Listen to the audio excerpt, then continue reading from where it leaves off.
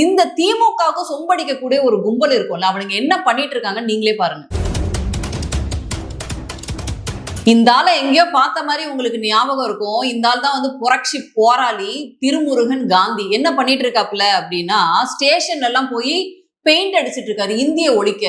உங்களுக்கெல்லாம் வந்து மனசாட்சின்னு ஏதாச்சும் ஒண்ணு இருக்கா? தமிழகம் முழுக்க இவ்வளவு சட்ட ஒழுங்கு பிரச்சனை நடந்துட்டு இருக்கு. நாளுக்கு நாள் கற்பழிப்பு, கொலை, அதுக்கப்புறம் ஜாதி மோதல் எல்லாம் நடந்திருக்கு. இதுக்கு இந்த புரட்சி போராளி எல்லாம் வாய திறப்பாங்களா அப்படின்னா திறக்க மாட்டாங்க. அதான் டேக் டைவர்ஷன் பண்ணி இந்திய ஒழிக்க போறேன் அப்படின்னு கிளம்பி இருக்காரு. உண்மையில இவரெல்லாம் புரட்சி போராளியா அப்படின்னு மக்கள் தெரிஞ்சுக்கணும். அதுக்கான சீன் தான் இது. ஏன்னா வந்து என்ன பண்ணிட்டு இருக்காரு நீங்க பாருங்க. இவருக்கு தைரியம் இருந்ததுன்னா இப்ப நடக்கக்கூடிய பிரச்சனைக்கு போராட்டம் பண்ண சொல்லுங்க பாப்போம். பண்ண மாட்டாரு. ஏன்னா வந்து இவரெல்லாம் வந்து திமுகவுக்கு பரம்பரையாவே கொத்தடிமை சாசனம் எழுதி கொடுத்திருக்காரு அப்படிங்கறதா இங்க நிறைய பேர் சொல்லக்கூடிய விஷயம். அதை ப்ரூவ் பண்ற மாதிரி தான் அண்ணன் நடந்துட்டு இருக்காரு.